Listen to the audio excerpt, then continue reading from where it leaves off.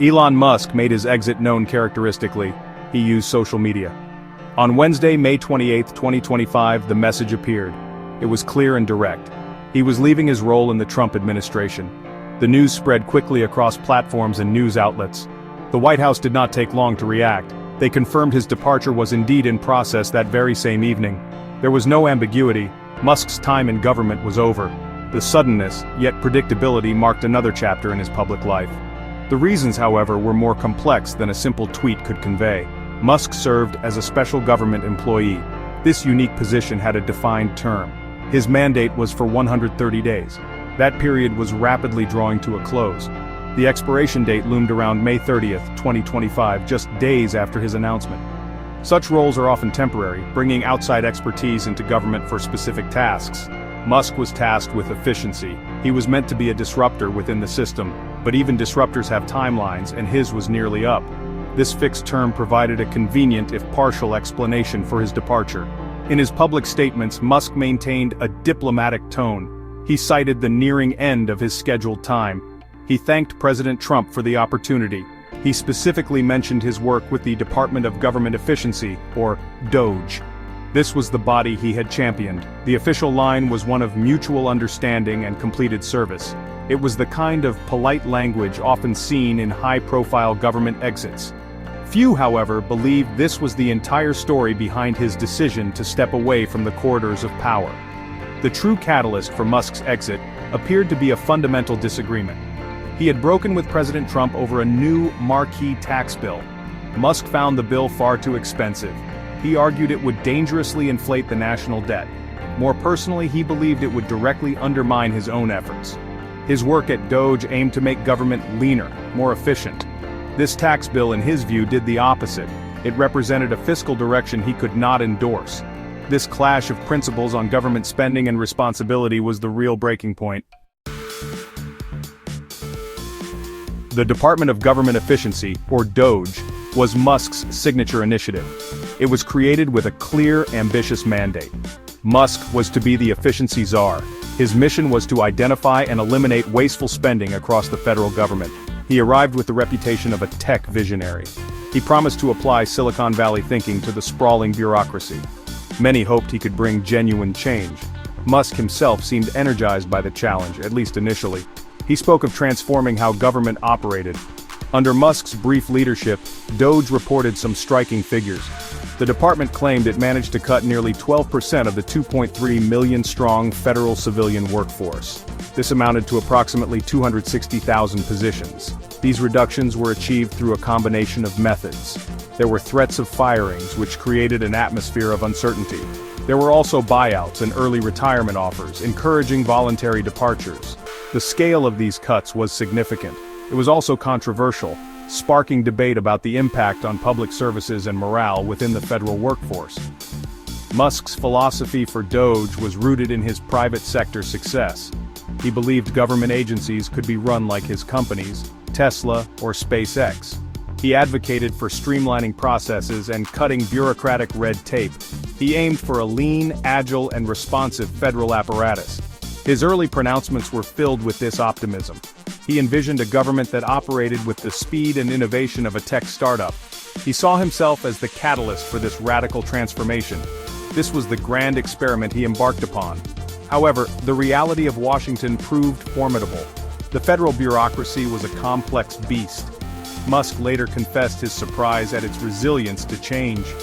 He told the Washington Post on Tuesday, May 27, 2025, that the federal bureaucracy situation is much worse than I realized.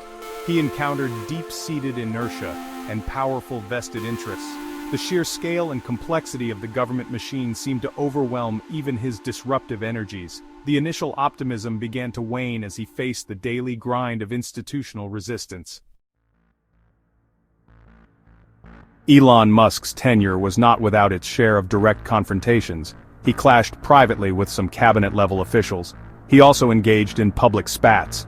One notable incident involved White House trade advisor Peter Navarro. Musk publicly attacked Navarro, calling him a moron. The dispute centered on Navarro's dismissal of Musk's push for zero tariffs between the United States and Europe. Musk's blunt, often unfiltered communication style, common in the tech world, did not always sit well within the more formal culture of Washington politics.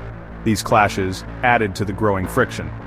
Further frustrations emerged from the world of high-stakes technology deals. Musk reportedly grew exasperated over a deal between Abu Dhabi and OpenAI. OpenAI was a significant rival to Musk's own artificial intelligence company, xAI. He had previously tried to derail similar deals unless his company was included. He expressed his concerns directly to White House officials. He felt the administration was not sufficiently protecting American AI interests, or perhaps his own. This perceived slight in a critical tech domain added to his disillusionment with his government role. Musk began to feel that his department, DOGE, was being marginalized. He lamented that DOGE had been turned into a whipping boy.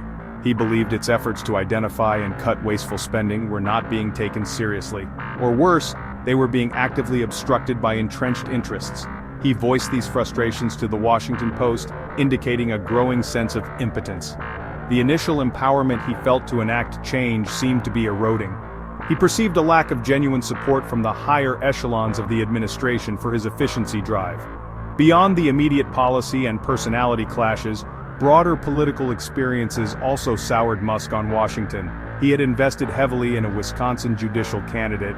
He spent a reported $25 million on that race. Despite this significant financial backing, his candidate lost.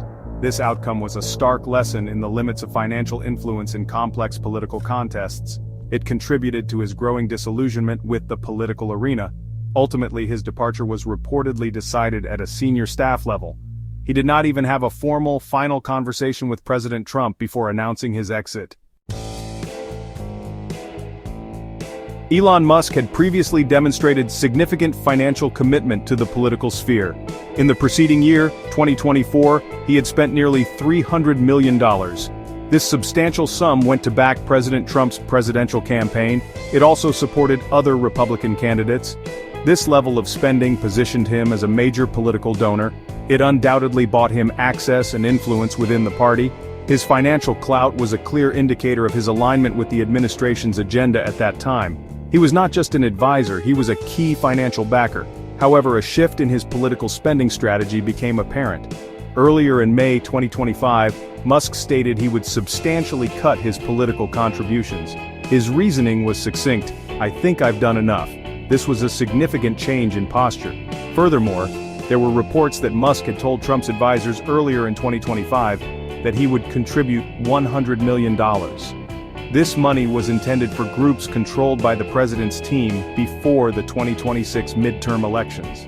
As of the week of his departure, this substantial sum had not yet materialized, signaling a clear pullback. External pressures also played a role in the narrative surrounding Musk's government service. Some investors in his publicly traded companies, particularly Tesla, had grown uneasy. They called for Musk to step away from his advisory work for Trump. Their concern was that his political entanglements were a distraction. They wanted him to focus more on Tesla and his other ventures like SpaceX. The demands of running multiple innovative companies are immense. Investors worried that his attention was too divided, potentially impacting the performance of his core businesses. Looking ahead, Elon Musk is likely to redirect his formidable energies. His focus will probably return squarely to his technological and entrepreneurial pursuits. The brief, tumultuous stint in Washington has likely provided him with many lessons. He experienced firsthand the complexities and frustrations of federal bureaucracy. This may shape his future interactions with government entities. However, his primary identity remains that of an engineer, an innovator, and a businessman. The Washington chapter closes, and the focus shifts back to electric cars, rockets, and artificial intelligence, where he has historically made his most significant marks.